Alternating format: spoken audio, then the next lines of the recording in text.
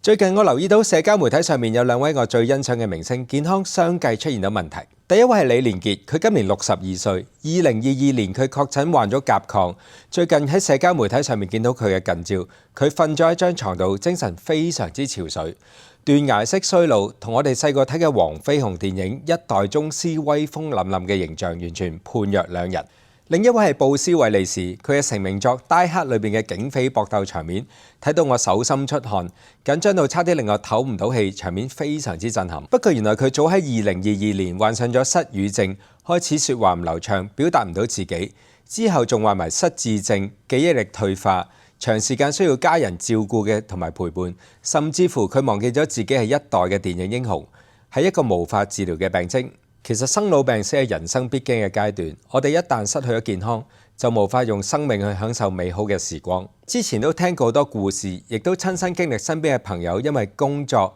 環境壓力、情緒嘅變化，患上咗不治之症。有一啲朋友30-40歲嘅時候就離開咗我哋，有一啲就順利經歷咗個大病就好得返。而呢啲朋友經歷話咗俾我哋知，就算今日我哋有幾大嘅能力，賺幾多錢，擁有大屋、揸靚車，有幾崇高嘅身份地位，但係一旦冇咗健康，其實以上嘅所有嘢都同我哋無關。有錢可能買到快樂，但係未必買到健康。所以我哋今日必須要管理好自己嘅身體，開始去做運動，調理身心，注意飲食，多啲去享受同屋企人嘅時間。最後可能選擇簡單嘅生活，對身體可能先係最重要。其實咁多年嚟，我一路都有 keep 住跑步。跑步其實需要一個堅持，就算天氣熱又好，落雨又好，打風又好，我一個星期都會堅持跑3日步。每當我想着住對波鞋行出街嘅時候，都想懶惰，想屋企休息下睇下手機。但係最後我都選擇着住對波鞋出街，因為其實過程中都係一個治療，包括想清晰一下自己嘅頭腦，沉澱一下自己。呢一點跑步人一定會明白。